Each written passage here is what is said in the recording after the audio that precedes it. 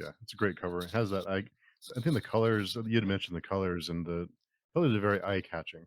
The gold and the Yeah, one of the reasons why I picked that color, like, and this is how obsessive I get, Steve. I'll give you just one example. um, I wanted the book to stand out visually when you see it, when you're just glancing by, because it's an indie book, it's a longer book. A no-name person coming into the the industry, into the community. Um, I wanted it to visually at least be able to stand out as much as I feel the material inside deserves. Like I feel like it should at least catch an eye where somebody scrolling by will go, wait a minute, what's that? Let's go back to that. Or somebody who glances at a bookshelf, it will like pop out in their eye and they'll go, oh, okay, I'm gonna look at that real quick.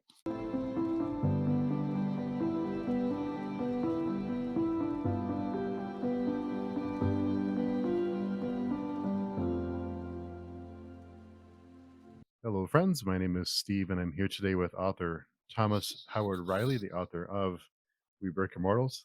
I think it doubles as a weapon. But Thomas, thanks for joining me today. Oh, you're welcome. It's real good to be here, Steve. Yeah, thanks for accepting my invitation. Oh, And you bet. on your bio, when I was trying to get questions ready for you, it mentions another. If you aren't weird, you aren't worth knowing. So thankfully, I'm a fellow weirdo, so I think we'll be fine. Yes, that's kind of my motto. Um, as a fellow weird person, I like to let everybody know it's okay to be a little weird. It's okay to be an immaculate oddball. Yeah, thankfully, it's in vogue these days, so that's Mhm. makes it easier. Yeah. So tell us about We Break Immortals. Well, basically, the summary of it is it's about a drug addict who hunts down sorcerers, swordsman that nobody seems to know very well, and a magic wielding woman who is hell bent on revenge, and they all get tangled up uh, in the hunt for a superhuman serial killer who's trying to make himself into a god. Oh, okay. So where did the idea for this story come from? Has it been with you for a while? Yes, yeah, the general idea of it for a very long time. It's sort of come together in fits and starts over many years.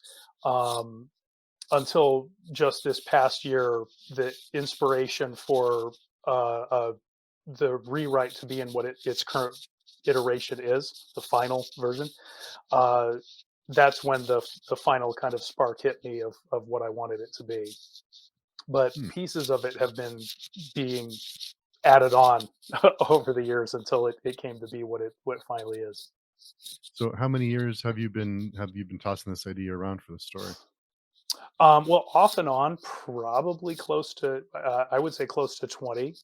Oh wow. If you go back to the very first, like some people go on a trip somewhere, like the first time I put pen to paper about it.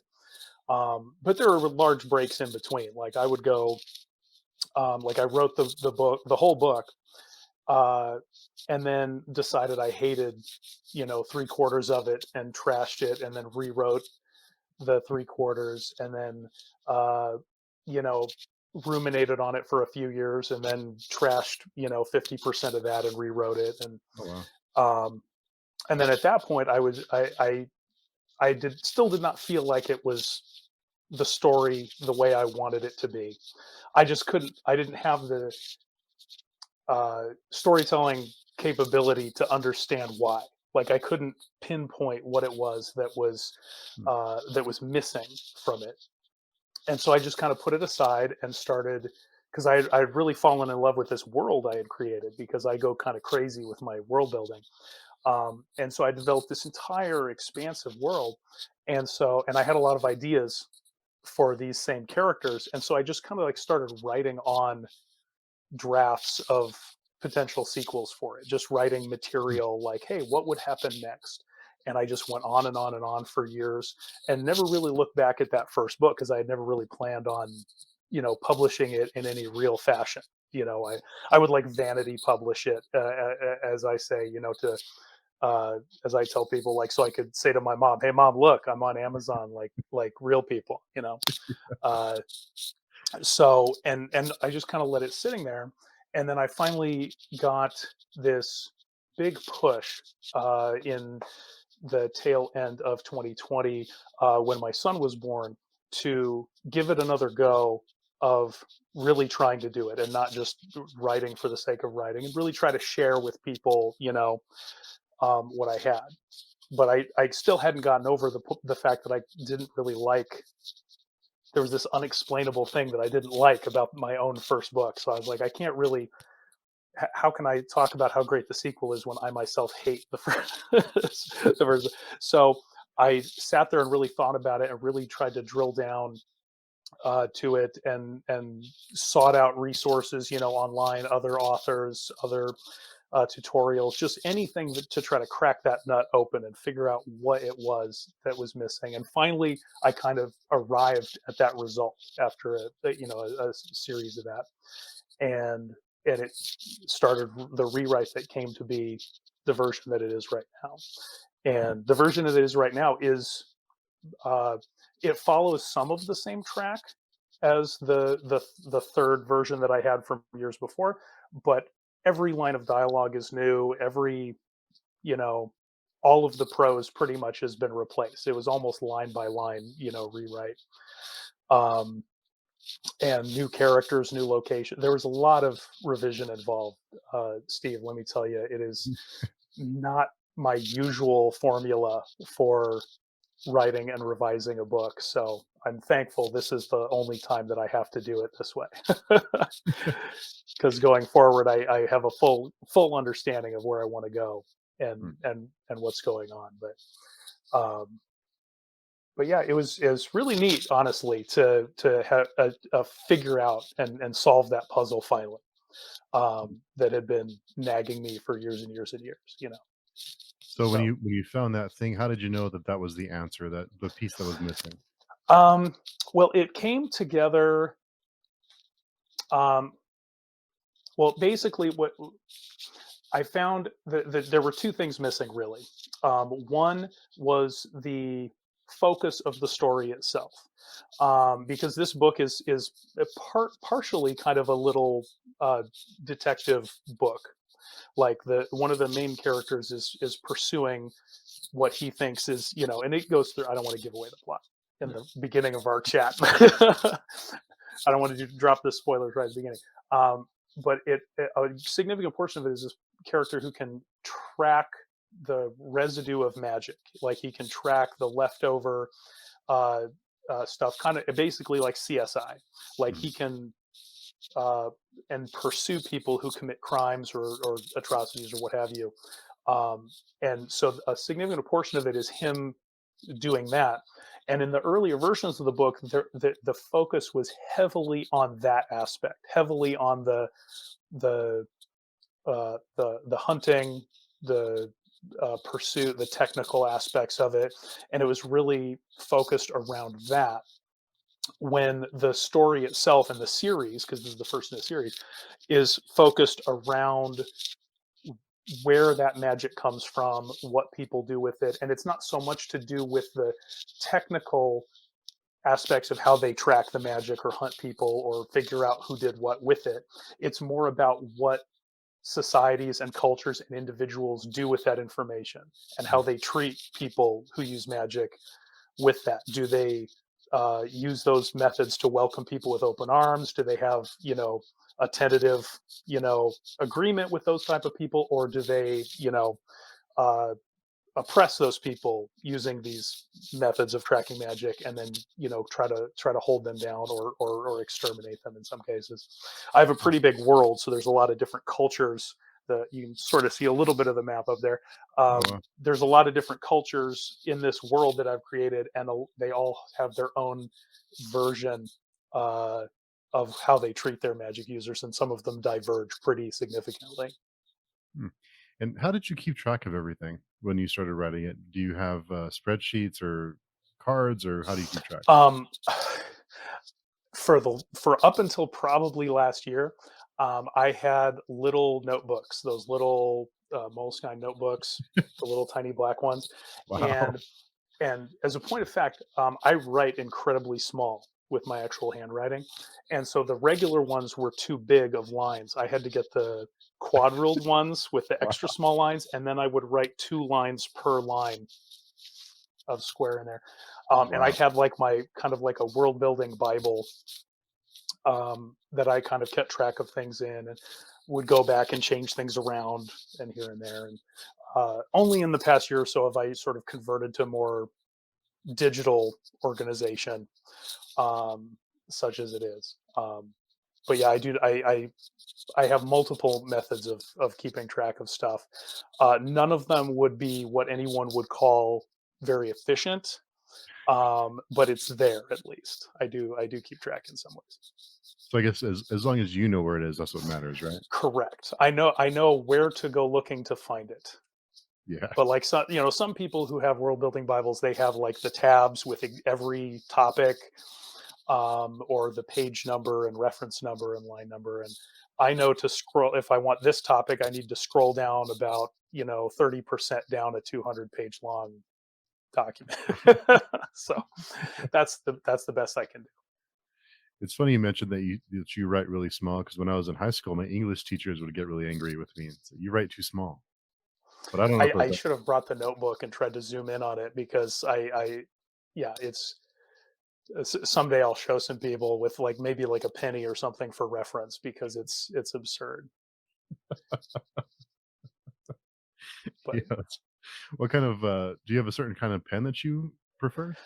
I just get whatever the smallest, whoever has the smallest point, like the Mm, point one or point three. Like for a long time, I was using art pens because the regular office pens only went down to like point five, and I found these sets of art pens, where I would then spend $20 to buy 5 pens, throw away 4 of them, and then just use the one with the point one millimeter point. But anyway, but yeah, yeah. I use the finest point possible to make the lightest little touch of ink, uh, to accommodate my handwriting.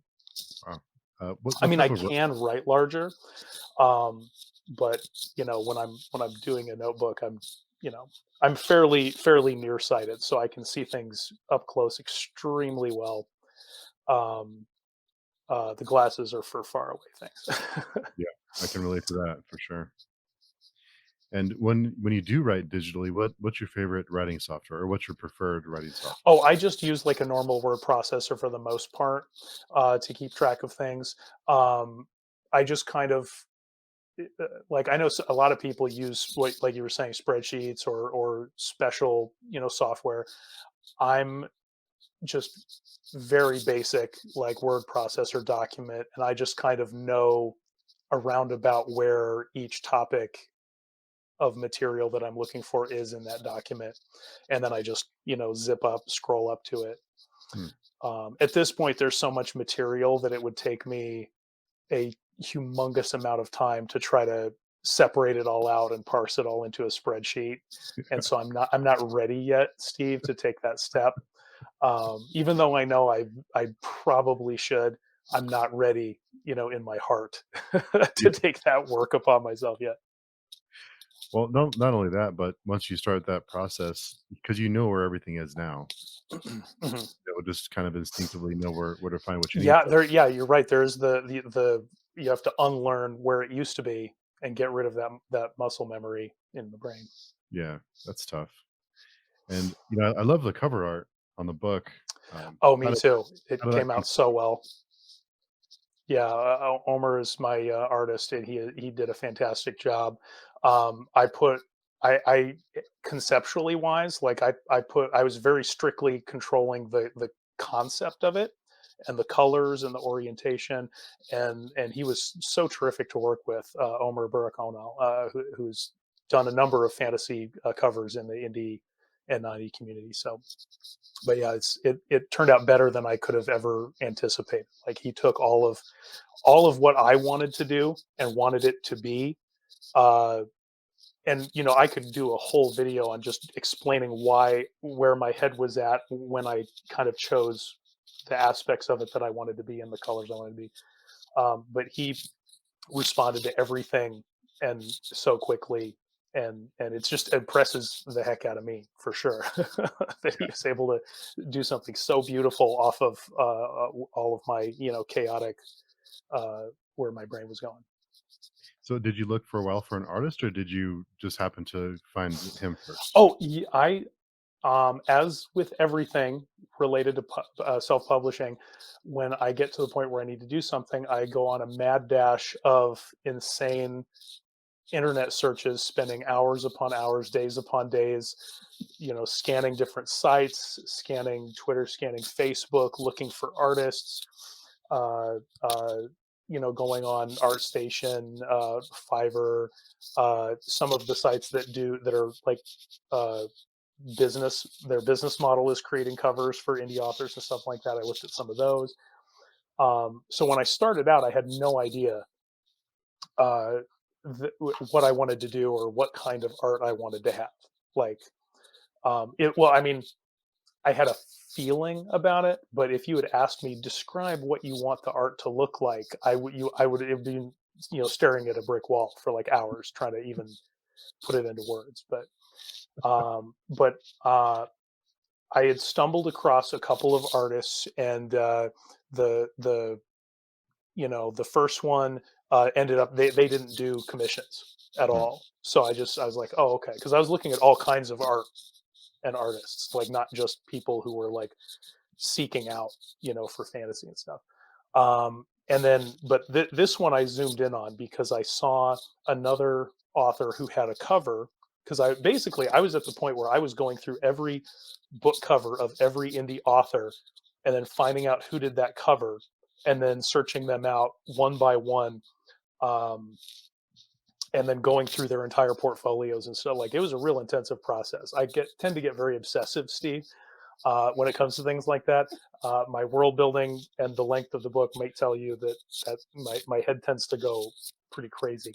Um, but once I stumbled across this particular art, like it would, um, Omer's portfolio was. I still couldn't even describe what it is about it. It just had that zing that I wanted. It had that intangible quality that just like perfectly fit what my vision was, and I was like, okay, I think this person can uh, bring to life my vision for what the cover will be. mm. Was that hard to kind of give that control to someone and say, "This is what my vision is," and kind of because it's a big decision, cover art. It definitely is a little bit, but not so much with art for me. Like picture art, as opposed to like writing art or editing or any Mm, other kind of artwork, because I'm so completely bad at it. Like, I'm so awful at doing drawing. Like, I can draw like stick figures, and that's probably the closest that I can do to actual art. I can make little tiny sketchings and stuff. So it's a little bit easier for me to trust somebody with art. Um, but there was that bit of fear, like, what if what comes back isn't what I want? Or like, how do I deal with that situation? How do I confront that if I end up in a situation where um like, how do I have those conversations, like, how do I uh but it ended up not mattering at all, because it came out perfect every time. Like, I would just, say, this is what I want my concept to be, the color combinations, this is kind of what I want this to look like, and this is kind of the arrangement of the characters I'm looking for. And then he would just come back in 4 hours with a little draft, like, sketch mock-up. Like, does this look okay? I'm like, yeah, that looks fantastic. And it was basically like that. And so I feel very lucky that it was a perfect fit, like, perfectly. And if I mean, to the point where I'm like, I'm feeling like I want a little bit more blood right here in this corner. Is that something, And then like 20 minutes later, I would have an updated draft back with it. So um, yeah, I could gush all day about the cover and about the cover artist, because it's fantastic. yeah, it's a great cover. It has that I think the colors you had mentioned the colors, and the colors are very eye catching. the gold and the Yeah, one of the reasons why I picked that color, like, and this is how obsessive I get, Steve. I'll give you just one example. um, I wanted the book to stand out visually when you see it, when you're just glancing by, because it's an indie book, it's a longer book. I, a no-name person coming into the the industry, into the community. Um, I wanted it to visually at least be able to stand out as much as I feel the material inside deserves. Like I feel like it should at least catch an eye where somebody scrolling by will go, wait a minute, what's that? Let's go back to that. Or somebody who glances at a bookshelf, it will like pop out in their eye and they'll go, oh, okay, I'm gonna look at that real quick. And like I literally went to bookstores and took pictures of bookshelves, hmm, of like fantasy and sci-fi bookshelves, and then like sat there and looked at them, like kind of like did the zone out thing, looking at them and trying to see which book like caught my attention the most, even when I wasn't even paying attention to it. And that's where the kind of golden yellow color came from, because even more than red, the yellow seemed to pop to me, like like all the books that had like a yellow on it. And I was like, okay, for my first book, I want it to be that, have that popping golden color, and that's where the gold, the rest of the cover I had no idea about. All I knew was like, okay, I want a golden yellow color in there somehow, some way. But that was like my first thought of what I wanted the cover to have on it, before I even thought of any of the other material that I wanted to try to fit on there. Um, but yeah, that's kind of where my head was at. Was like, I want it to pop. I want it to like, and I had no idea at that time that I would end up with something like that was so beautiful. That was such a fantastic work of art on top of that. But yeah, that's where I was going with that. well, yeah, it's good, some good decisions. Good thing you're obsessive because it came out really well. And you talked True. about your being obsessive about world building, and a lot of the reviews rave about the world building in the book. So I wondered, what's your perspective, or how do you build a world?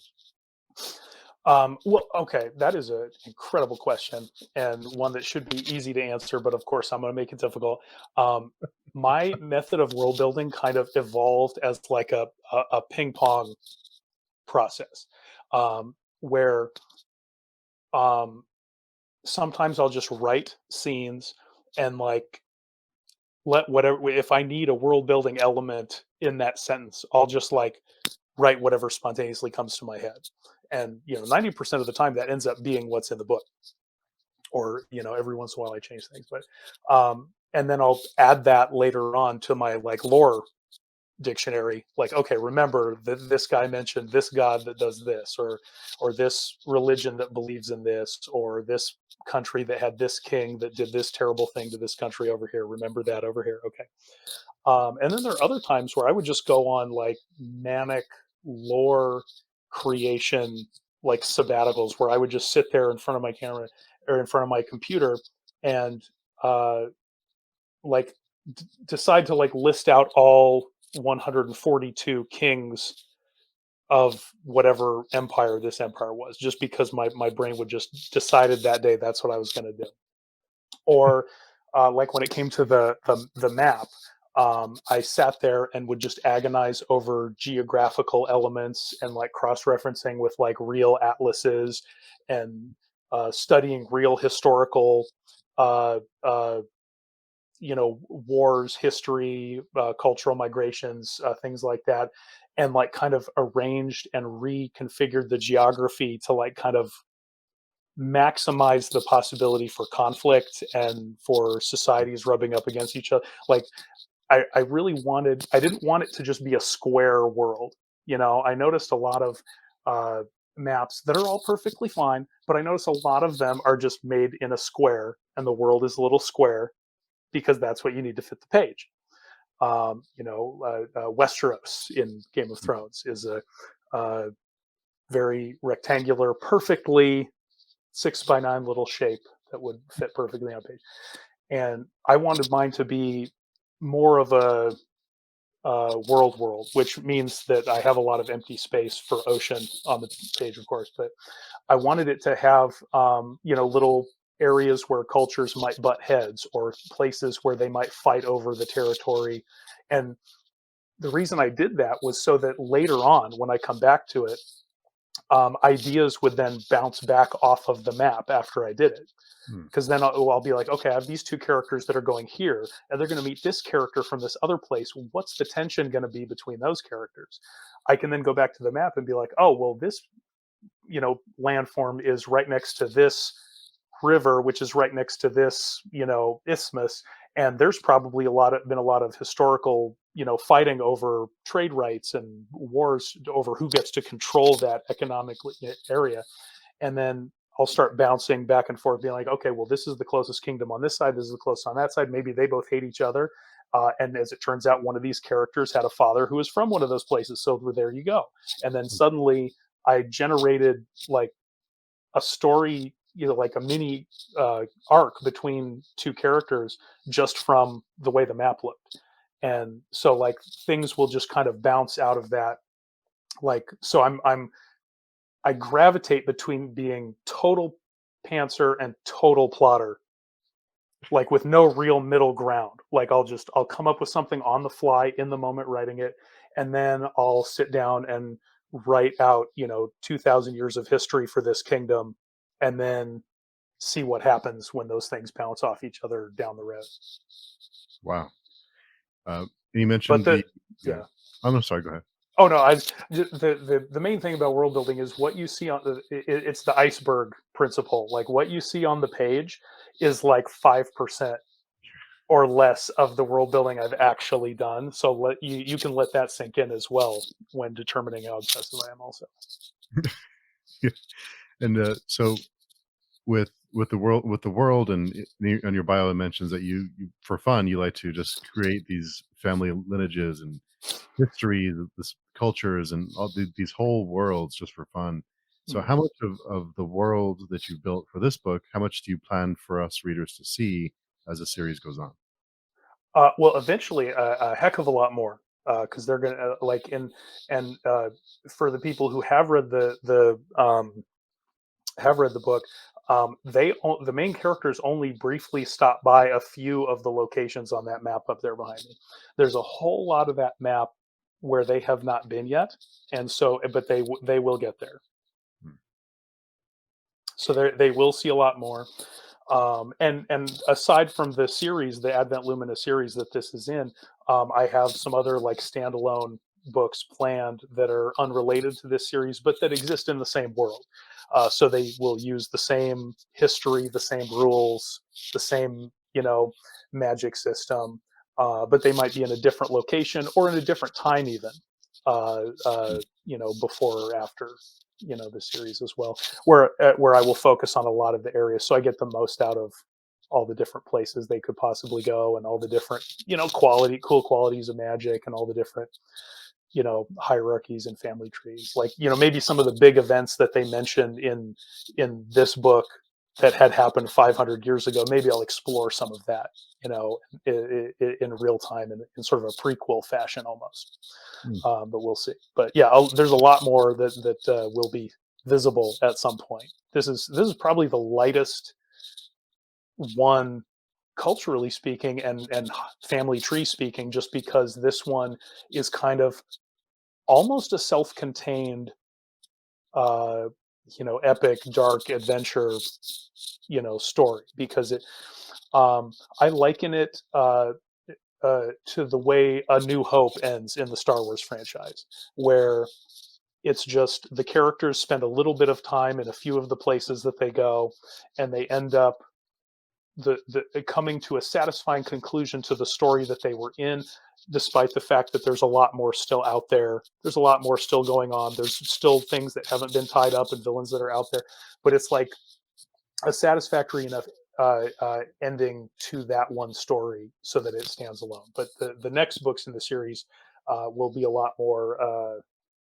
open, with a lot more introduction of new characters, introduction of uh, you know we're going to spend a lot more time in individual places, so you're going to see a lot more of the cultures, because I tell people that the characters in this book are kind of like tourists in a lot of ways, because they're on a hunt. or a series of hunts actually, uh, uh, to try to stop this person and to try to stop each other uh, throughout the book. So they spend a lot of time moving between places.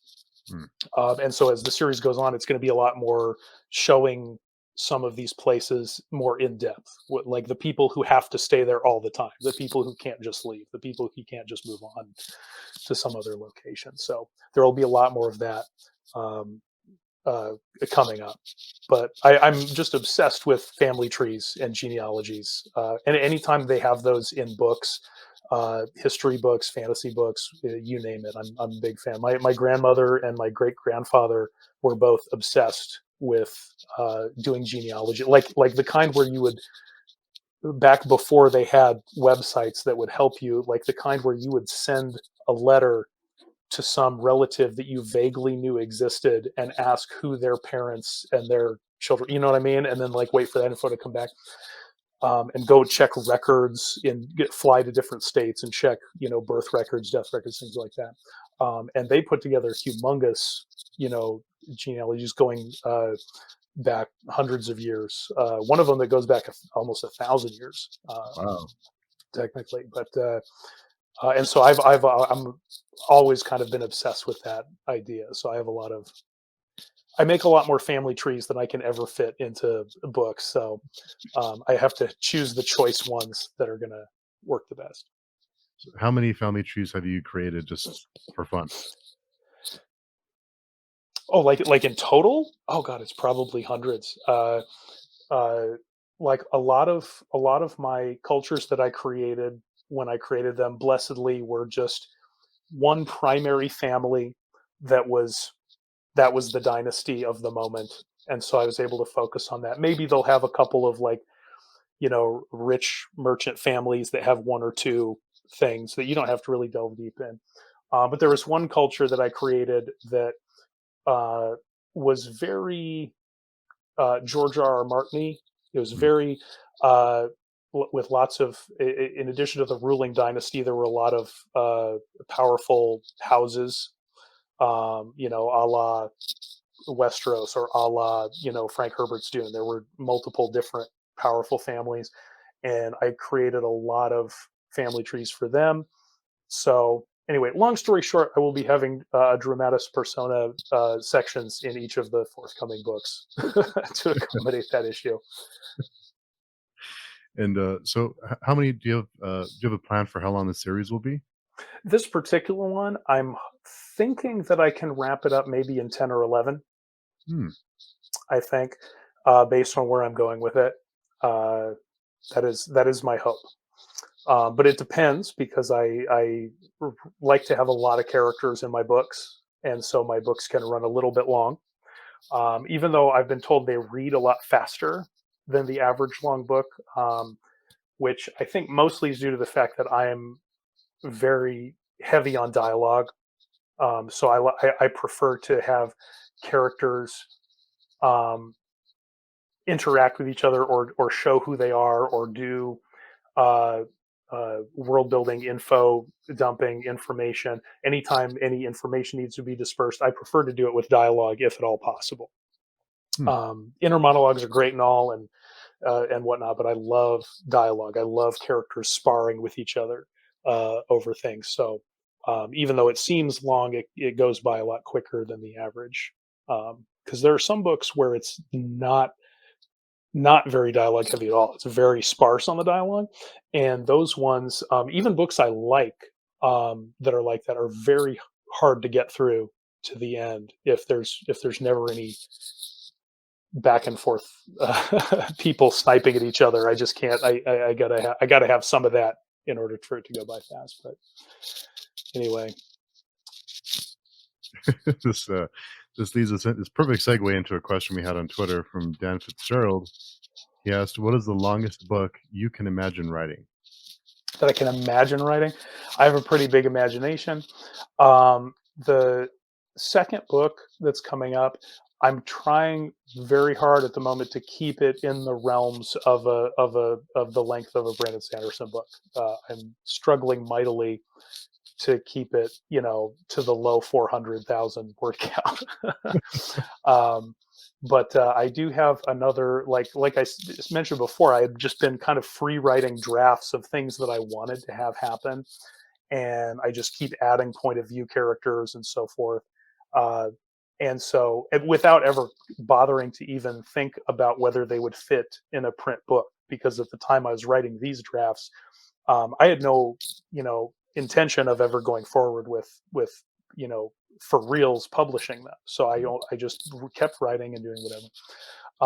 So there's going to be quite a bit of editing down at a certain point, or in some cases splitting things out to other things. But one of the drafts is very high. Um, it's close to the length of, I think, the longest ever fantasy book that was ever written as one book, that had to end up ultimately being broken into two books for publishing themselves. So I'm probably going to end up having to do that as well, break up that storyline. But I'm trying to keep it so that I can keep doing physical books that will not exceed the maximum page count of the publisher of the physical books, and that where I won't have to shrink the text down to an abnormal degree, or anything like that to make it fit. So I'm going to be looking at taking steps to do that. If I was just free writing, I could easily write a 650,000 word book, like no problem. Wow. And But how many books do you have written in the series so far? That well, draft wise, I'm up to four. So the We Break Mortals, and then three more after it. Of course, these three other ones will have some limited rewriting that's going on as well. I'm working on the second one right now. We'll have some rewriting to accommodate the uh, differences in tone and the differences in what happened after my rewrite of the first one. So I have to, change it up. And I'm going to also be going through and rewriting a lot of the passages and stuff from scratch, so they will be, up to the caliber of where I'm at as a writer now, as opposed to where I was whenever I wrote that. hmm, Like, I think the last time when I was writing this draft, the first draft, I mean, it's not a first draft because I kind of have done some revision to it, and some polishing to it, but not like, so it's kind of, maybe it's like a second draft, I guess. But the last time I worked on this one was like 2012, 2013. Like this is a long time ago. So I'm kind of like catching it up to where I'm at now, so it matches the quality and the tone that I'm setting with We Break More.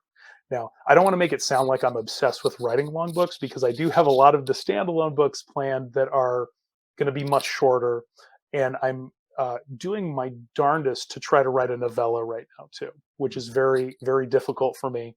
But I think I've got, uh, I think I've hit on one that I can do. I actually, I hit on one that I thought I could do, and then when I plotted it out, it ended up being a full novel like plot. So I had to go back to the drawing board, think up a new concept. But I think the new concept, I think I can do it. And plus, I figured out a way I can tie it into the overall story and characters, uh, of We Break Immortals, even though it doesn't take place during this same time period, or the same locations. hmm. But yeah, as far as how long could I write, if there were no restrictions, I could probably write a 1 million page book, because I like to do the Robert Jordan thing, the George R. R. Martin thing. I like to have lots of different POVs. I like to have points of view of multiple different characters, especially characters who are as different as possible from one another, or from different places. Like, for example, in We Break Immortals, one of the things I felt that I realized was missing was that I had this character who was a hunter of magic people, and then I had this guy that, uh, he he basically just drinks a lot and sword fights. He's fun with weapons, but he didn't really bring any conflict, because he was familiar with this character. And what I realized I needed was a character who was a magic user, Hmm. who was not the person that this character was hunting, so there would be that animosity, so that there would then be this conflict, and what will happen, like when this person who hates the hunters who come after magic users, because she's come from a place where magic users are oppressed, where children are executed if Mm. they have magical skill. Um, and so she has this hatred for the people who are the hunters, and this guy who is the hunter has an absolute hatred for magic users because of his own previous traumas related to magic use. So it created this delightful uh, tension and conflict. And it's always better to have two people that want to kill each other and then go from there.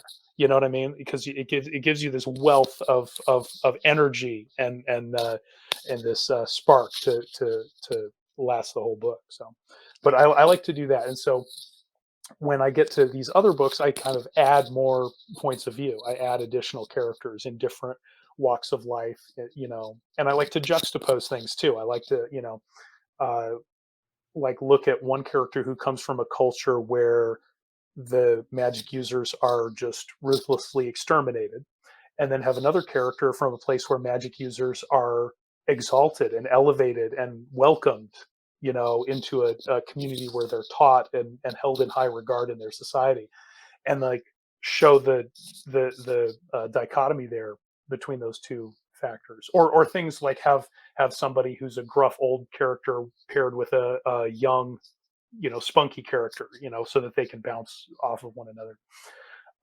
And so to a certain extent, like, um, this series will tend to be like a bunch of novellas just kind of stacked together that eventually cross over each other and through and into each other as the characters come together and meet.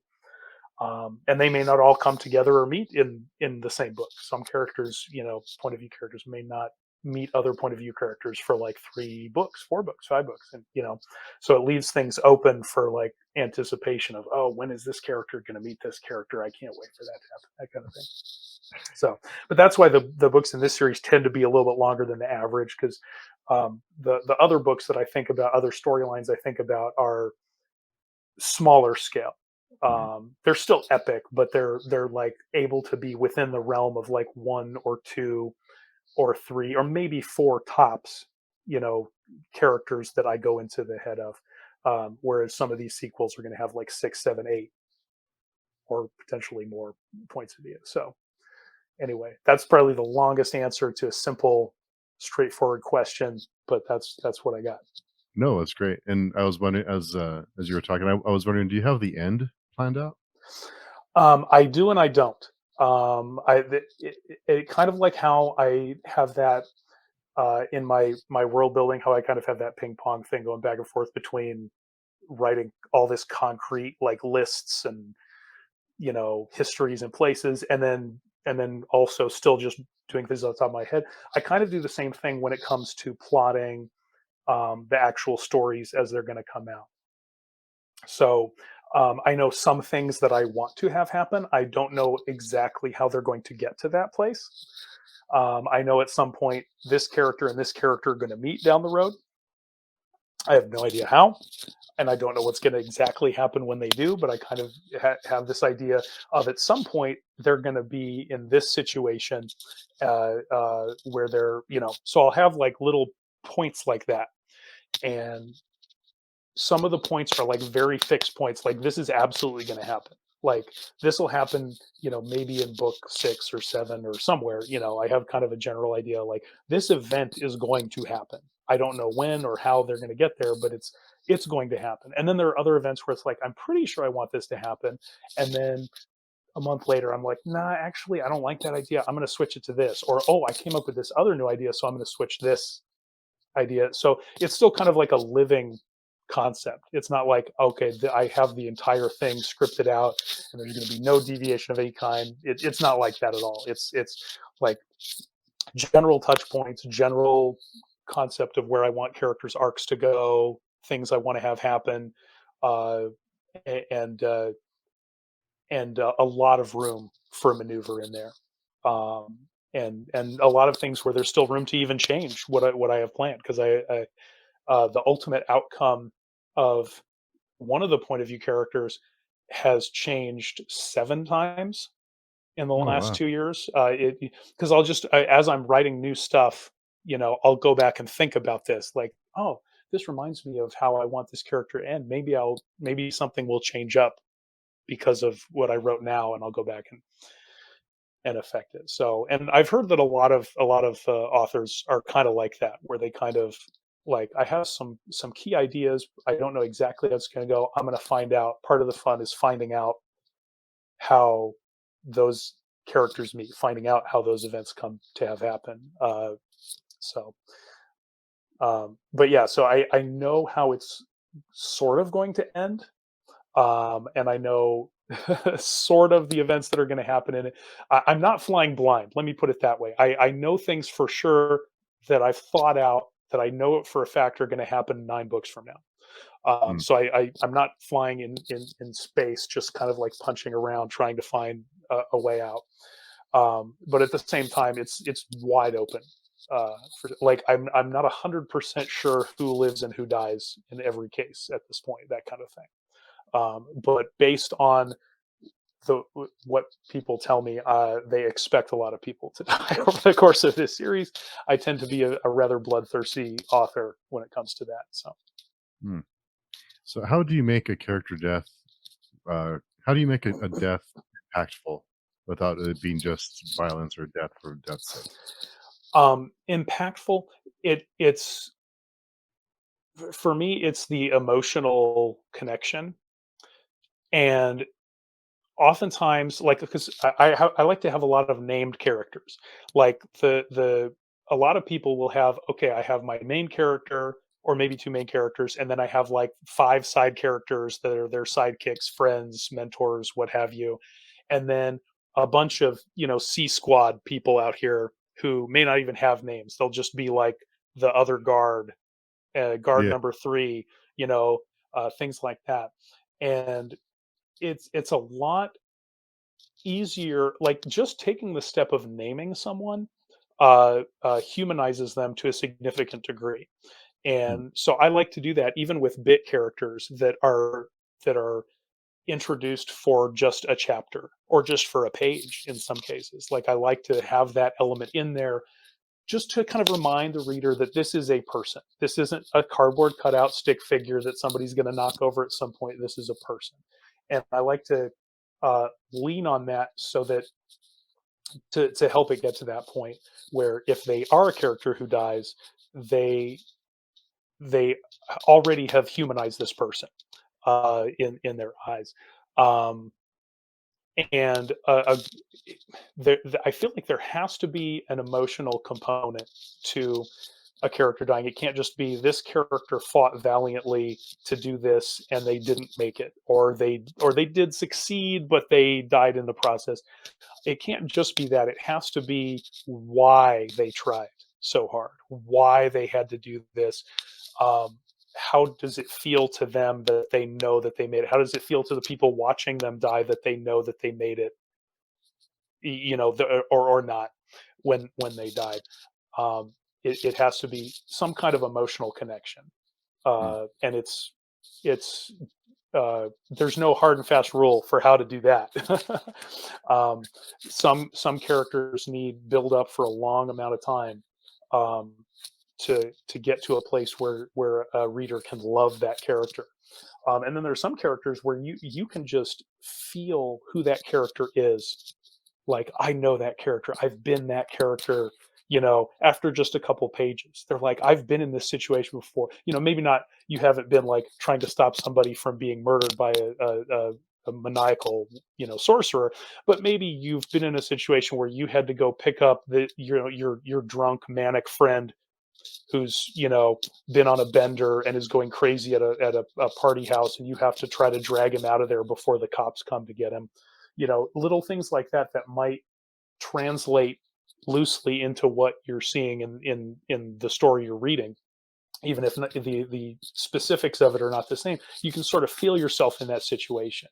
You can feel yourself in a situation where you tried so hard and you were so sure that you got it right and you didn't, and you failed. And you've been in that, everybody's been in that situation before, and it's just a matter of pointing that out. Like, this character, not just saying that this character tried and failed, just showing that character how much they wanted to succeed, how sure they were that they were going to, and how devastated they are that they're not going to succeed, whether they're the one who dies or whether they're the cause of someone else's death or all of the above.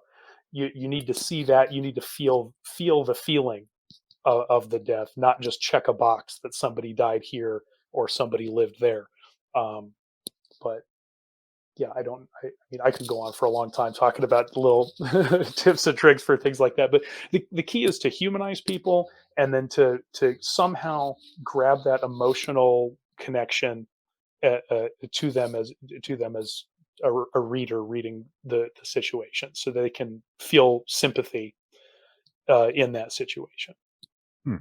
And when you choose character names, how do you choose character names for even? Oh, character names. That's one of my world building things, Steve. There are some days where I just go on world building benders where I'll spend a whole weekend just sitting, like, kind of like half watching TV, half listening to music, and then just like trying to write out character names that sound good. Like, I'll go crazy. I'll go through like the index at the back of like science books and like read each line and see what syllable combinations jump out at me, and then modify it.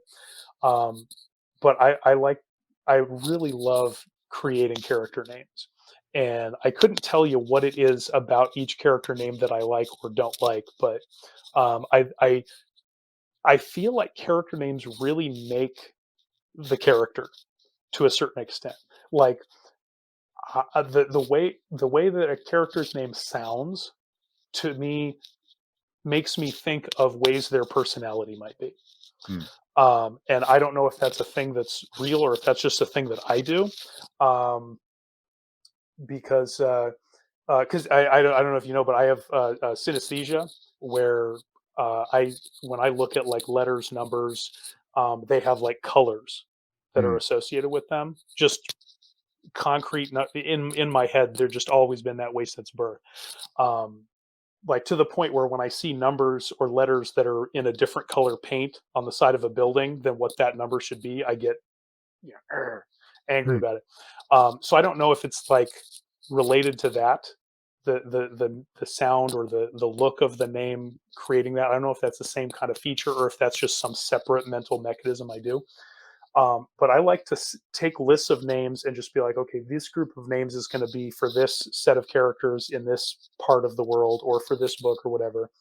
And then a lot of the times I'll agonize over like the main character names, but the other characters, I'll just throw a name at that character and then see what that character name makes me think of. Like, does it sound like a miserly old man shaking his cane? Does it sound like a nice, happy old man who loves, gathering his grandchildren around and, giving money to the poor, stuff like that?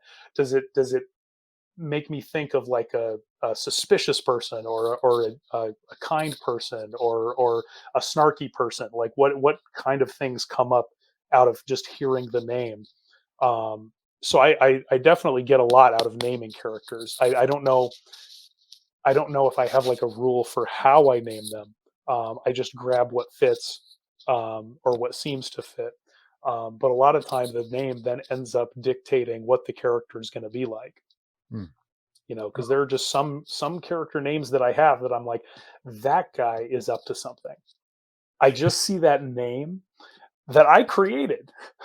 I don't have a character for this name, but I look at that name and I say, whoever that is, eventually he's up to something. Hmm. So I just kind of get these little vibes from the names. But it's another one of those things where it's like uh, where I'll create like long lists of names, and then when I'm writing a book or working on a chapter and I need a new character, I'll just go, "Oh, I need a new character." I'll go to the name thing, look down, ooh, that one's good. Let's take that one. Hmm. I do try to save some of the ones that sound really, really good. I don't like to waste like awesome sounding names. I do have a bank of awesome sounding names for big characters from other books or later in the series. So I don't want to just burn through all of those. I don't want to dump all my best names, in the first two books and then just have nothing left but crap names. The same way with ending a book, you have to be careful that you make the stakes really high, but not so high that like everything that comes after is like, well, that wasn't as big a deal as what you already did in the first book. I mean, come on, you know. you have to. One of the things about writing a series is you have to like escalate your your stakes, um, or at least keep your stakes about the same. If it's a different villain or different sets of villains in different situations, you at least have to keep the stakes on the same level, Hmm. but hopefully, trending upward as the series goes on. You don't want to do your best, amazing, thing right off the bat, and then just be scratching your head like, where to go from here. I'm the same with names, with character names too. How many character names are on your list of names that you've Oh, saved? it's probably thousands. I mean, it's like I already have banks of names set out for characters from books that I'm probably not going to start writing until next year. A lot of those character names are in family trees or hierarchies or of the different kingdoms and empires and things like that, that are already earmarked for those. Um, and for some of the standalone books, like I already have like lists of all the names of characters for who and who that they're going to be in those books, all kind of earmarked out, even though I haven't worked on them. And then I just have a bank of whoever the heck is left. But in total, it's like a lot.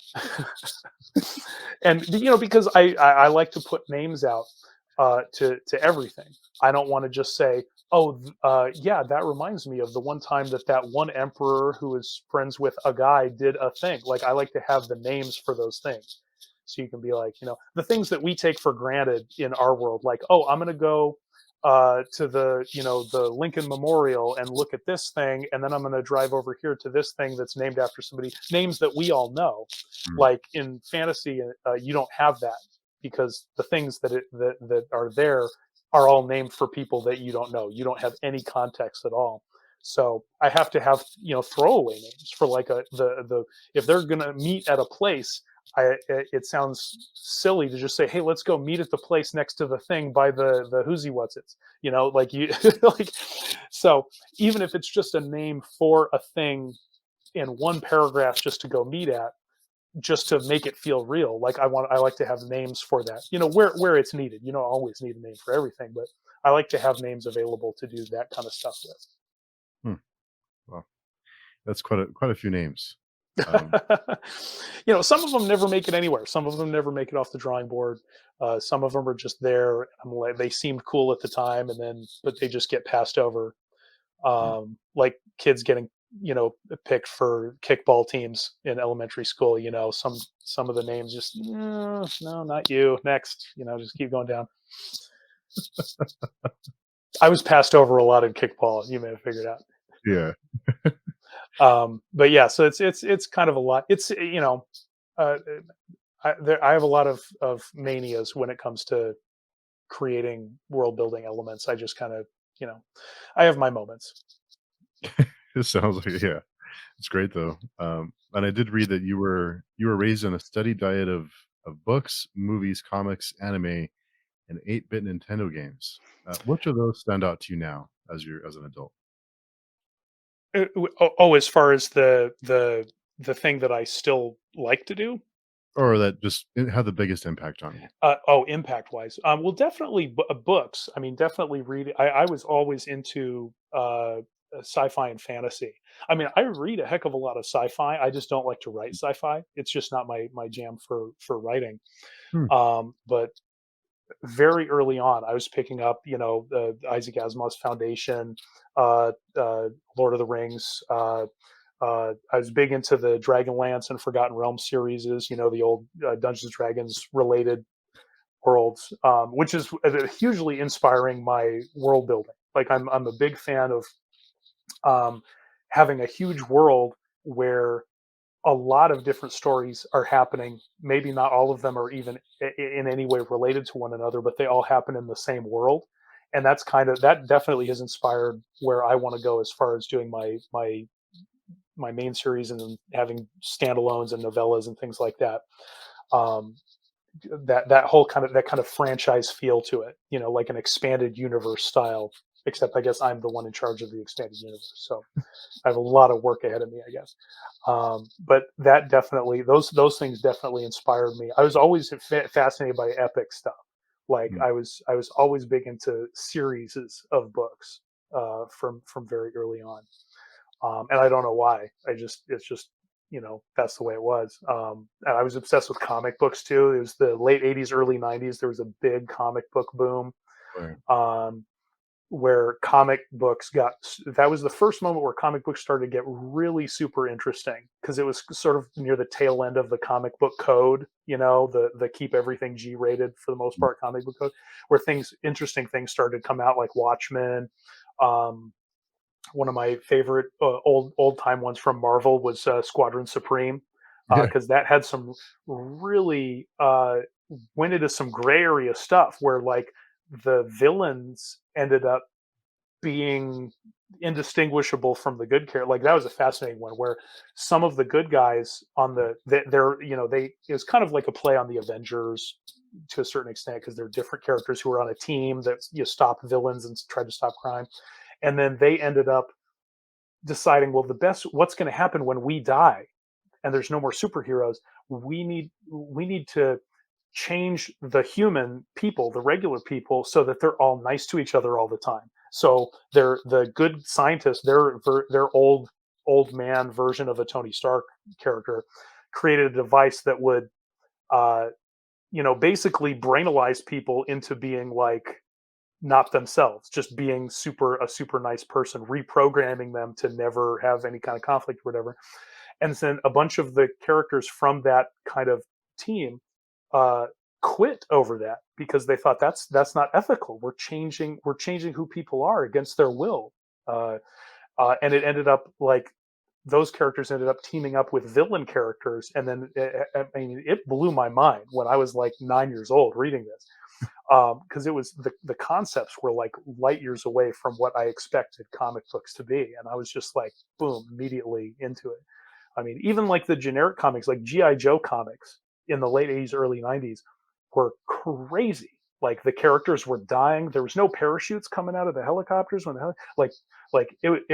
all these complicated themes of like government corruption and military being used and misused and uh, uh, that you would never have known existed from the how corny the TV shows and the action figures and all that stuff was. Like it was really a good time for interesting material coming out of the comic book world. So that was a big thing too.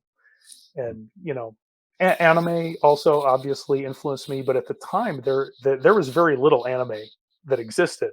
When I first started, like the that was around the time when we first got like Akira, Ninja Scroll, Vampire Hunter D, things like that.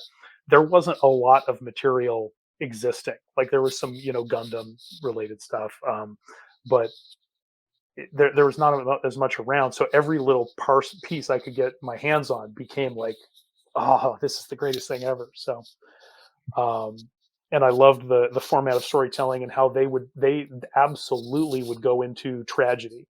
They were Mm. not, and I was like, this is a cartoon, and they are not afraid to go all in on tragedy. Like this is amazing. I was a weird kid, but uh, but yeah, all of those things influenced me definitely.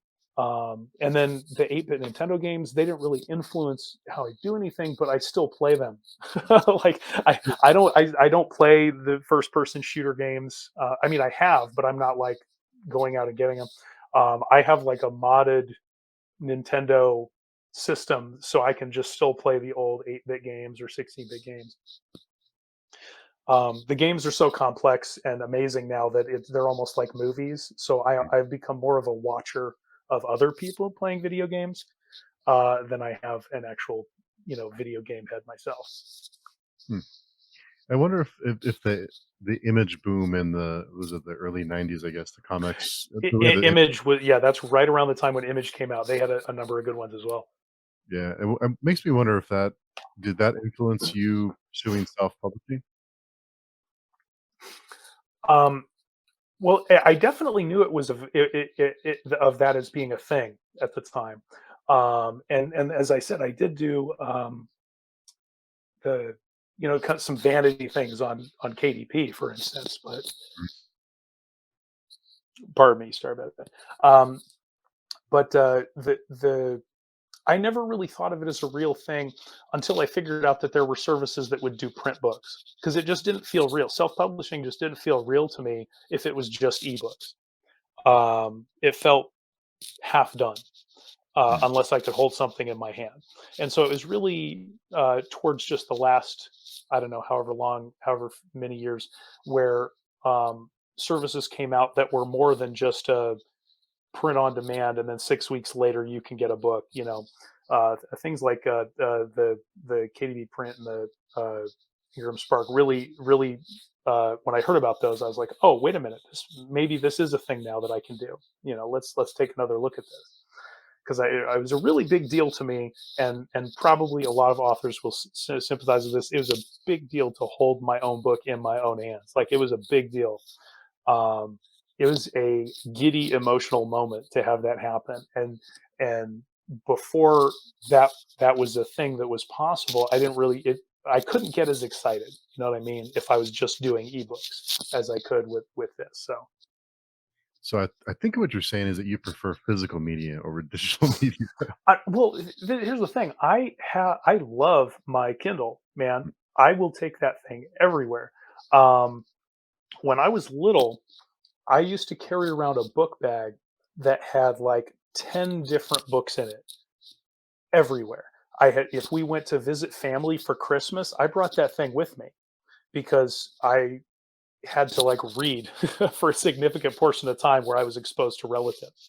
Um, uh, in general, if I had to, and as a teenager in high school, like my backpack had maybe like this much actual school books in it, and then like this much books that I actually wanted to read, like fantasy books, are role playing modules, source books for like video games or sci-fi worlds and things like that. Um, and I always had all that with me up until I was an adult in my 20s. I would still bring a bag of books with me in my trunk if I went to the bar. Because just in case, like, what if I need to read something? What if I'm horrifically bored? I have a problem with boredom. So, like, what if I'm horrifically bored? And when I'm bored and I have to wait somewhere, I get very irritable. I'm a terrible person to be around. I'm the kind of person who's tapping my foot. I'm checking my non-existent watch, like, when is this going to be over? Can I get out of here? But if I have a book in my hand, I can calm down. I can relax. I can be like, oh, okay, I have this. I can flip this open. Okay, everything's going to be fine. And the invention of the Kindle like saved my spine because I didn't have to carry these giant bags of books. I could carry hundreds of my books with me at all times. So I still read books um, on Kindle. So I will buy a person's book on Amazon and then have it on my Kindle or iBooks or whatever. I do still have to have physical books, so I will probably get that person's book again in a physical form.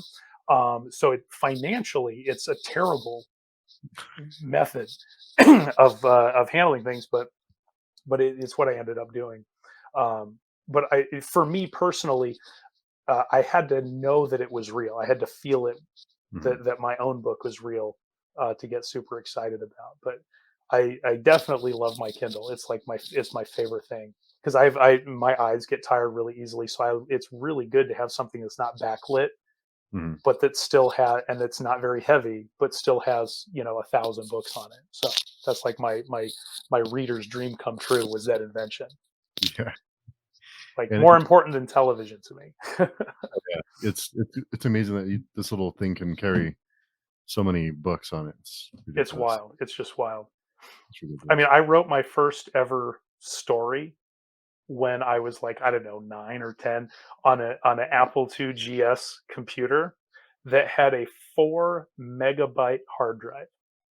Had a hard drive though. That's good. A 4 megabyte hard drive. Like, I don't even know if my book is smaller than 4 megabytes. But anyway, yeah, technology just is just crazy. Anyway, Yeah, it's I don't want wild. to get sidetracked on a. Let's see how old, how much I can date myself, how old that I can expose myself to be. Let's get away from that before I start to turn to dust Yeah, on the I think screen. my first computer was didn't have a hard drive. It was just inserting discs over and over again. There's like 5 discs, Oh, doing so, yeah. yeah. I Yeah, remember the floppy disks. it was quite a bit ago, and in addition to being a writer and author, you're also a reviewer for Before We Go blog. So what is your approach to reviewing books now that you've been through this whole experience? Reviewing, I like to keep things short and sweet. I haven't reviewed anything since my book came out because I've been going through this roller coaster of health issues since then. But my preferred method is to like nail down like the short and sweet distillation of what the book meant to me. I don't tend to do like full like okay chapter by chapter let's talk about how cool this was or in-depth things. I like to like try to get to the essence of what the book made me feel, what its tone was like, what its feel was like, what I liked the best about it, what if anything I didn't like about it, and what maybe a little bit synopsis is about the key characters or events or things like that. But I like the short and sweet method, uh, uh, just for my own way I write, which is bizarre because that's not the way I go with writing actual books. So maybe this is my brain's way of keeping balance in the universe or something. So So, I have another question for you. So, what is a hobby or a thing that you're excited to try, but when you tried it, you did not enjoy it? a hobby that I thought would be exciting. Oh, well, you definitely, the video games, modern video games are definitely one of those. The first person shooter games were something that I was like, this is perfect. This is what me and my friends playing in the trees in the backyards of our houses. This is awesome. I'm ready to go. And then like it just kind of my interest in it kind of just petered out to a Mm, certain degree. Like it just they all started to take on each other. They all just kind of started to blend together, with very rare exceptions. There are some that are exceptional, like storytelling. They're almost like films. Some of these games, but I couldn't get into it because it would either drag me in too much and I would just overindulge in it, or I just couldn't get into it at all. It would be one or the other. But that was something I never could get into. hmm, But yeah, hobby wise now, I haven't been too much into any other real hobbies. Since my hobby is now writing and building things for my cats to sit on, are basically my two purposes in life at this point that I've devolved to. All my extra when my son was born, all my extra time other than for those two things, and even for those two things, has kind of gone out the window. But I find ways to make time for that. But other things. I mean, historically speaking, I've gone through phases like in between writing, like 'cause I told you how I would write and then put down the writing for like 6 months or a year or more. Like I would just have these breaks over the years. Like there was a time where I was obsessed with playing basketball hmm, um, for like almost a whole year. Like, and I got really good at it and tried out for the team. This is back when I was in high school. I tried out for the team, was doing really good, and suffered a really bad injury, like a really bad muscle tear, um, just in time because it was just in time for me to realize that I didn't really want to play basketball for any reason. So then, for a while I was in a rock band. I play guitar, um, and I still do. But for a while, I was obsessed with being in that band, writing music, going to jam sessions. Um, I used to be in a sword fighting group, like a rogue sword fighting group, where we would go. Uh, Fight with heavy rapiers. We would take over parking garages in the middle of the night, like the multi-story ones, yeah, and then just go to town. And we would do trainings, and then we would do bouts against each other. We would have melees and other things. We would even have castle battles where we would have fights on the steps of the stairwells of the parking garages. I mean, we must have looked like lunatics to people. Um, but we would dress in all black, and we had these custom made brass skull cod pieces that we would wear. Nice. It was quite a thing that we'd go into, and then we would go show up at the places where people would gather, like the SCA people, the people who dress up like kings and lords and ladies and have like fake night battles in armor. Every other Wednesday they would go out to a park and do stuff. We would show up there and have bouts with other people and things like that. So for a while I was, and I miss that the most probably, but there's just no time to do that with everything else that is going on at this point. So I'm more of a retired sword fighter at this point. But we got pretty good at it there, and some of my friends still do it. One of my really good friends from high school that was in that sword fighting group, he actually founded a uh, historical swordsmanship training, like a European martial arts training group here where I live. His name's Richard Marsden. He has written books about Polish saber fighting, and has been he's semi famous for some YouTube videos of him doing sword fight sparring with some people. But yeah, he was part of our ragtag group Hmm. of sword fighters back then. But I'm glad I got to bring up the brass skull cod pieces. Last time I was talking to somebody about this, I forgot that, and I was kicking myself afterward because that was a fantastic world building detail for that story Wow. that I Yeah. forgot.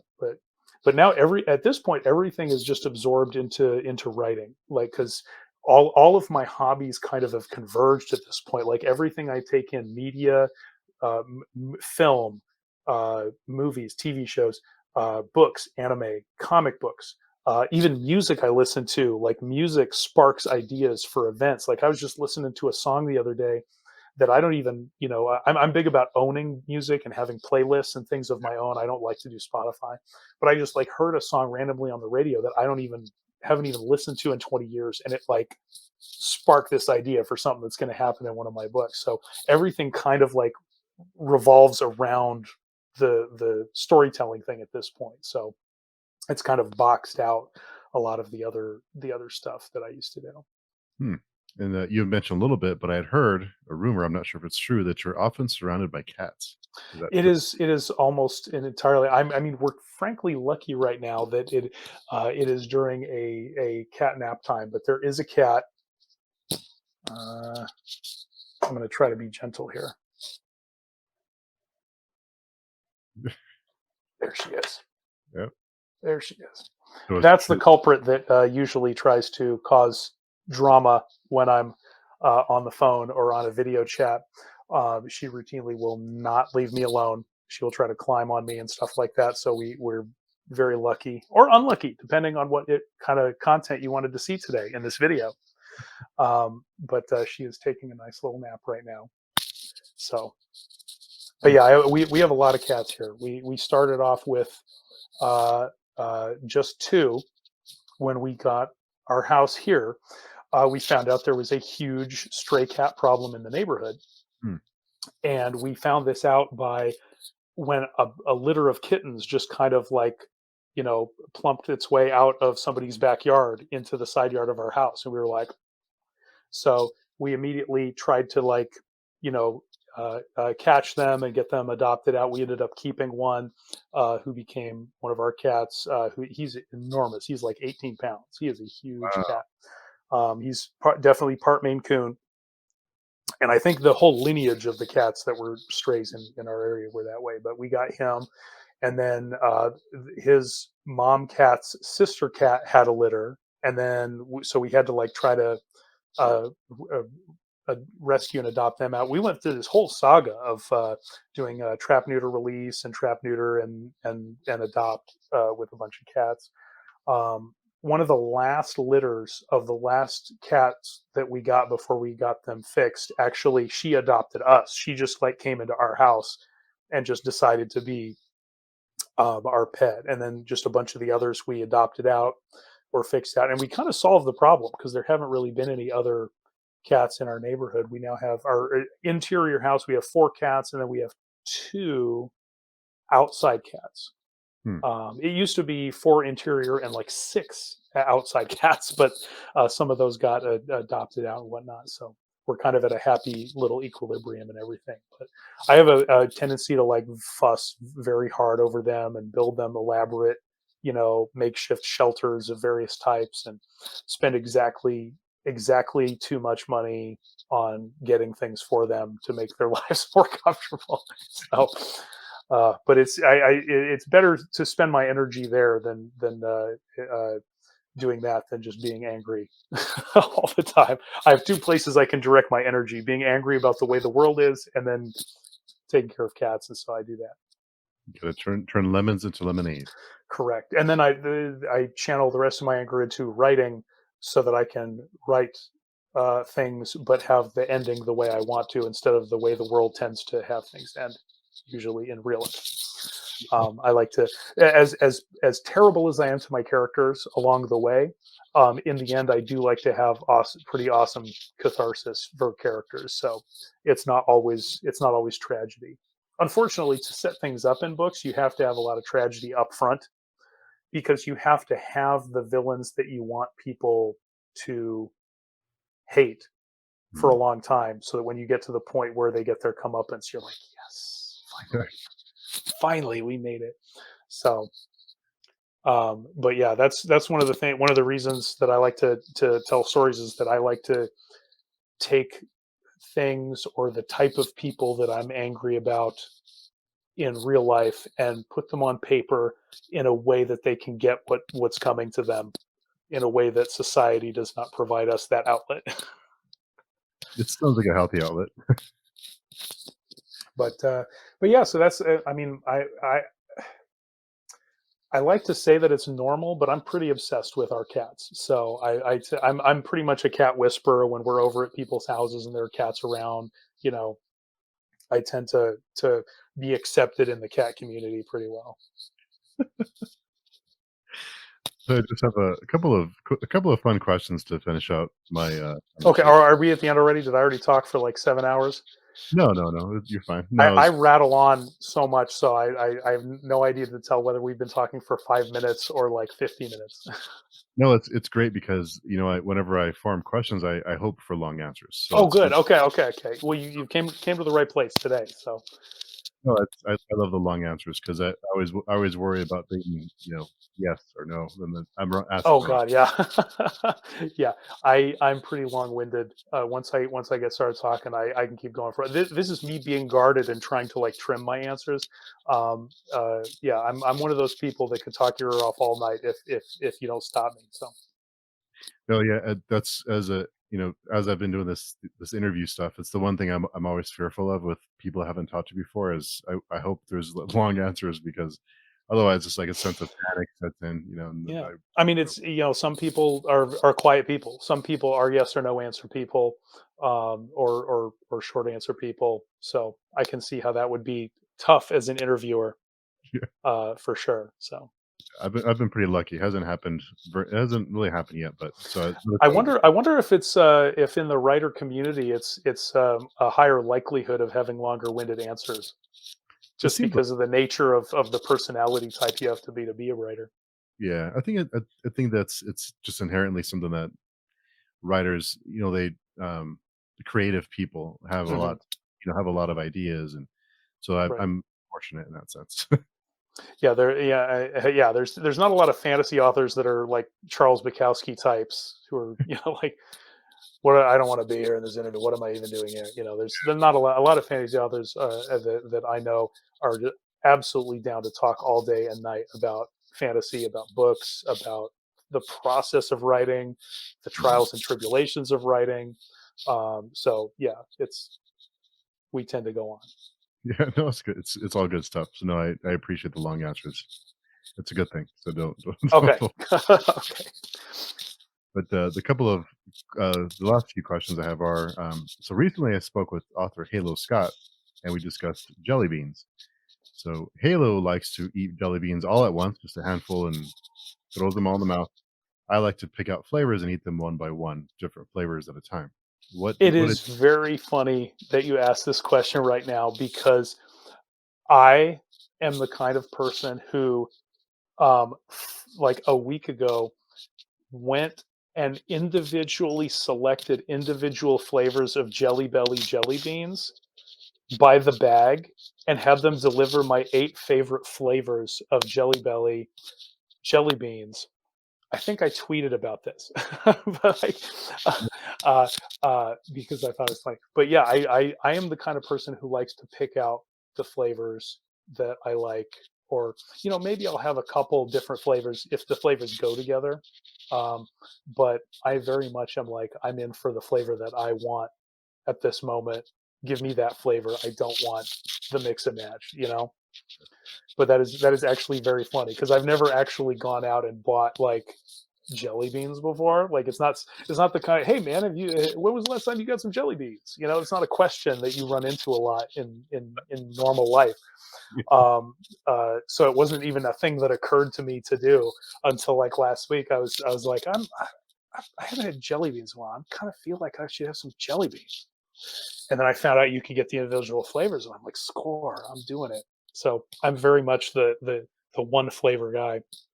I like to have more than I'm not one of those people that can eat one at a time though. So I know some people like to eat one bean at a time. I like to have like a handful of jelly beans, but all the same flavor at the same time. What are your favorite flavors? Oh, with the jelly bellies, I love the chocolate, the coconut, uh, the bubblegum flavor, the watermelon flavor, things like that. Hmm, good mix. Do you like the black licorice flavor? Actually, I do.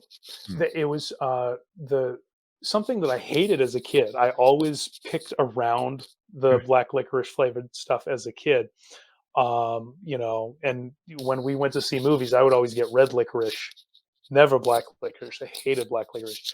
Um, but as an adult, I've developed an affection for uh, black licorice flavored jelly beans. So now I'm okay with them. They're not like my favorite flavor of all time, but if I see one, I'm like, oh yeah, I will definitely go for that if I need to. I like the black licorice flavors now. I'm the same way. I didn't really like them earlier, but I'm not the biggest fan. But like you said, if they're there, then I'll eat them. The second question is, do you have a favorite family recipe?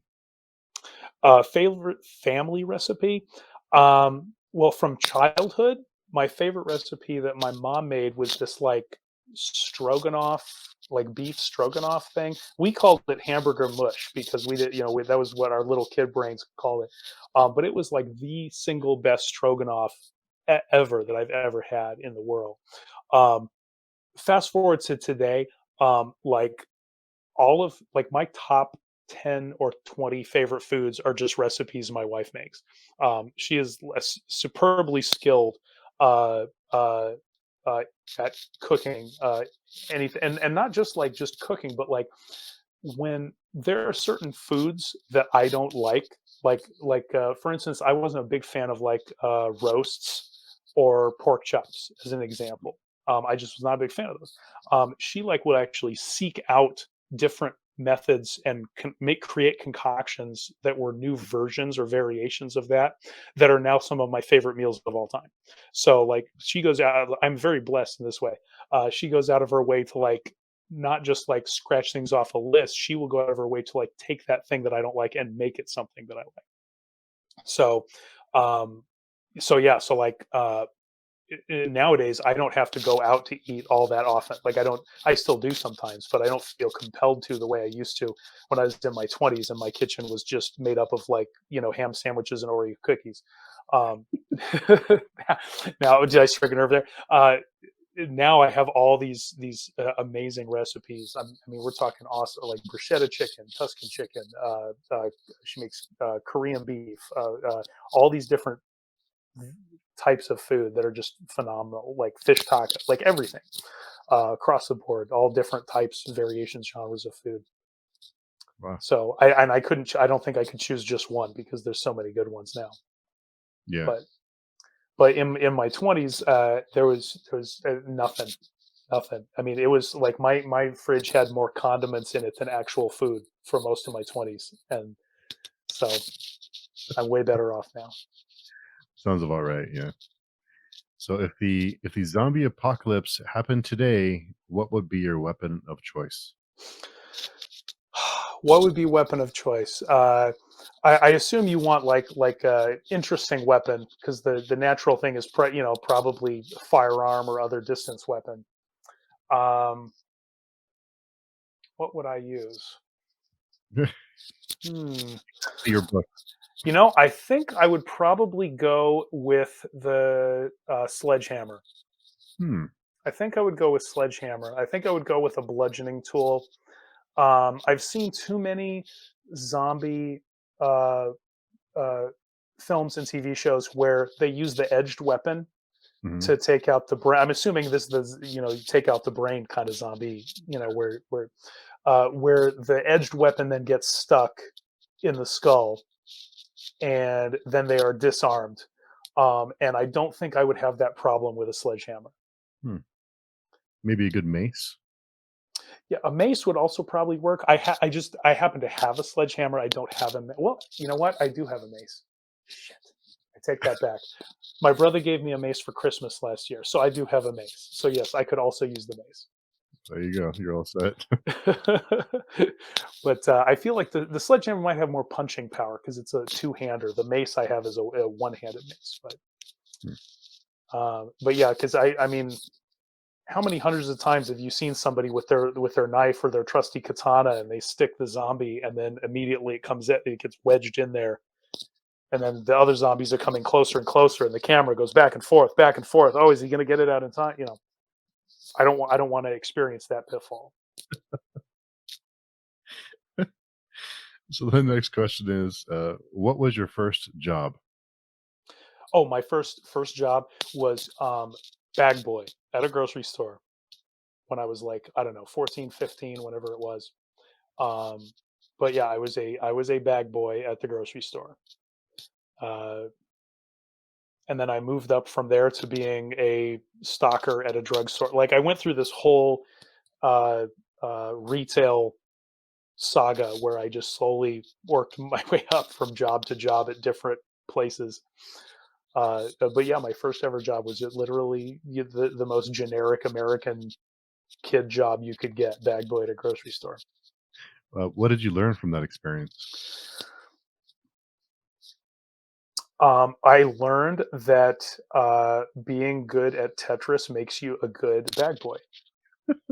I will say this: I was not that asshole who would just like throw whatever into your bags. Like I was that dude that was like carefully like I would like scan ahead at the other stuff that was coming down the mat from the cashier person, and I would like game plan in my head 3 moves ahead where I was gonna which bag I was gonna put which item in, and like yeah, I went all out on strategy for that. I don't know if that was a survival mechanism to survive boredom, or if that was just I'm just that cool of a brainiac person. It's one of those two things. But yeah, I did take it seriously. I wasn't just like half-assing it or sitting around. But yeah, but still, it was just bagging groceries, so I can't pretend like I'm a rocket scientist or anything for sure. Well, you have to take pride in what you do no matter what it is, right? So that's a good Yeah, thing. I definitely do that. Yeah, that is one of my hallmarks. Whatever job I'm doing, I at least try to do a decent job of it. Decent job. So a question that I like to ask every guest, just so I can improve my questions and the I format is, should have I should have watched the last video to the end. What was the last question? I should have known this. the last question is, was there a question that if roles were reversed and you were in my position, was there a question that you would have asked that I did not ask?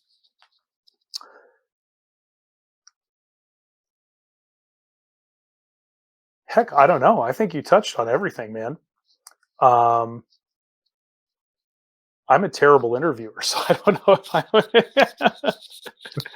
um,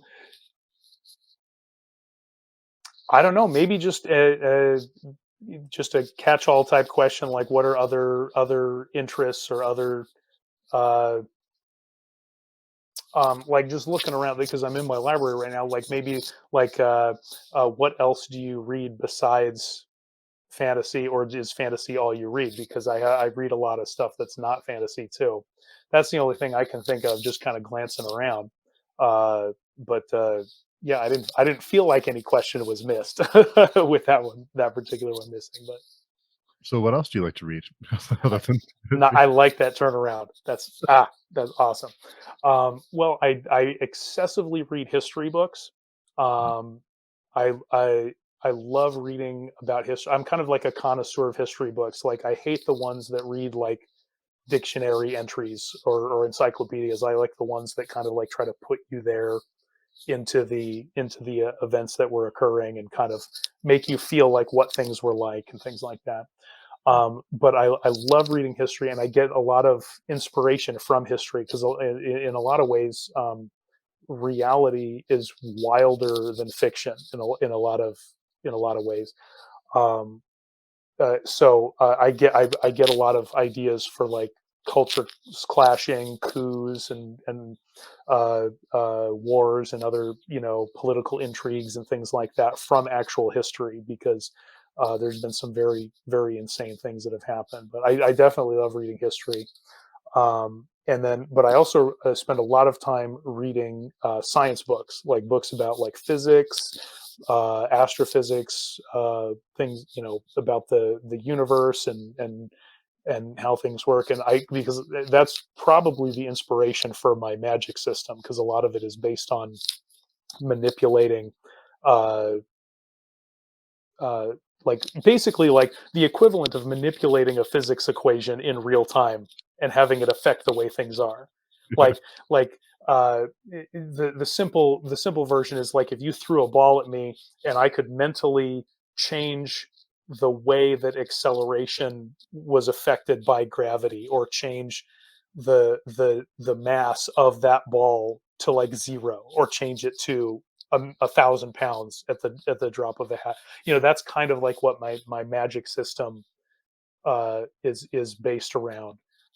Not the magic tracking part, that's a whole separate thing, but like the actual magic system itself is kind of physics based to a certain extent. So it's kind of like that's probably because I have a penchant for looking at cool equations and figuring out how things work and how changing one thing can affect the result of something else. So I have a Hmm. lot. I'm kind of all over the place with reading, to be honest with you. Like I read like travel memoirs. I read like music, auto, biographies of like musicians. Like I tend to go all over the place. With that I've read House of Leaves, which you recently did a video on, which is I basically agreed with literally everything you said about it. But I like weird books like that as well. Hmm. I have other weird book recs that I could probably give you if I could remember the names off the top of my head, which I can't right now. If Hmm. I dig around here enough, I could probably find some that are equivalent, uh, riddleness as the enigma that is House of Leaves, that kind of thing. Oh, wow. But Okay. yeah, I like a lot of nonfiction as well as fiction for sure. And then Hmm. comic books too. I have so many anthologies of I've basically repurchased my entire childhood of comics in those big omnibus anthology, hardcover volumes. So I thumb through those occasionally as well.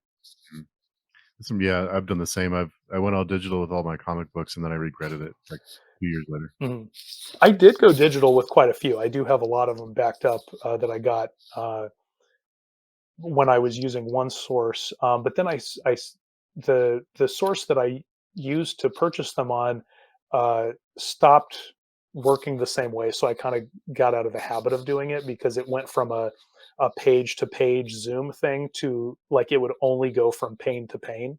Yeah. Like you didn't have the choice of going. Because I'm one of those people who likes because I read very small writing, so I don't mind seeing a full comic book page on my iPhone or something like that. And I like to see it and then pinch and zoom. You know what I mean? Like I don't like to like have it force feed me into the paint because I like to see the way it looks on the page when I'm reading a comic book. But so when they made that switch, I kind of got out of the habit of getting the digital ones, but I kept right on going with the physical ones. So I pretty much have them all over again. That change was really bothered me too because there's an art form in how you structure the pages and the panels and the panes. It's like in Watchmen. If you didn't see the entire page, you would miss out on so much of that experience because it's short. Exactly, exactly, and especially for the comics that I was interested in were the ones in the late '80s, early '90s. They really went all in on that back Yeah, then. I have seen some more recent ones that do a lot of that as well, that are really fantastic that have just come out in the last like 6 or 7 years. Um, but back then they were really, really into it. Like they were really focused on that kind of thing. And so like yeah, well, like you were saying, it kind of bummed me out yeah, when they made that change. I don't mind making that an option, but I'm one of those people who's like, if it ain't broke, don't fix it. If you want to add a new amenity, by all means, but stop trying to take away the thing that's always worked for me that I have never complained about. So, yeah, exactly. Try to make things too simple and make things harder. correct. Yeah, that is a huge thing in technology of all forms. I spend more time trying to make their simple versions be as easy as the version that was allegedly complex that it was replacing that Yeah. used to have I have no used to have no problems with. So that is a recurring theme in life at this point. Funny how that works. Yeah, definitely. Definitely. So, if people want to connect with you, where's the best place to find you to say hello and tell you how great your book is? Oh, yes. Well, if you're looking for information about things, my website, thomashowardriley.com, has all the relevant links for reviews, some blog posts I've written, links to purchase the book, or where you can view the infamous prologue, uh, which is quite a contentious topic. But so far, pretty universally, people have said that they really enjoy my prologue. Hmm. So yeah, you can go see it there. Uh, and also I put in a lot of like extra little things which I'm slowly but surely adding to, little extra things outside the books that are just like fun little things and listicles and whatnot from there. Also, you can find me on Twitter. I am at Ornithopteryx on Twitter, and I'm always on there to greater or lesser degree. Um, I'm trying to get back to the volume that I was in over the past year before I fell ill. So slowly but surely, I'm making my way back there to being as active on social media as I was before. Yeah, it can be time consuming. Definitely, social media can. It does. It every little bit adds up. It seems like it's just going to be one little thing, but there you go. Before you know it, you've been scrolling through things and it's been an hour, and you have no idea where the time went. Yeah, they're good at their algorithms for sure. They're good at. Yes, there's no doubt of that. So, but I am on there. I post things. I react to things. I'm always fine with people who want to talk about the book or yell at me about when's the next book coming out. Because even though I don't have an exact, it kind of like with how the book's going to turn out, I kind of have a sense of when it'll come out. I just don't know the exact date. So Yeah. I will give you the kind of a sense of when it'll come out if you want to yell at me about Okay. Well, I'll have to go yell at you then. it. Fair enough. And I'm always up to talk, like just with this interview, I'm always up to talk about writing or talk about the book itself. And I probably will be in a sober enough state where you won't be able to accidentally draw any spoilers out of me when I am active on Twitter. So it should be safe to talk to me about things or ask questions. Okay. Well, Thomas, thank you for coming by. The time has just flown by, but thank Yes, you. yeah. It's I hope everything I said was good content material for you, because Yeah. as is usual with me when I do these things is I forget all of the things that I have said, and I just hope that I did a good job of being a good guest for you on your show. Well, of course. Yeah. Don't be so. Yeah. Of course you were. Yeah. In fact, I want us. We'll talk after about doing it again. But yeah, so we'll have that conversation. Absolutely. But thanks a lot, and thanks everyone for watching. And I'll have all those links to contact you down below on the podcast or on YouTube in the description. Awesome. Thank you. We'll talk to everybody soon. All right. Thanks, Steve.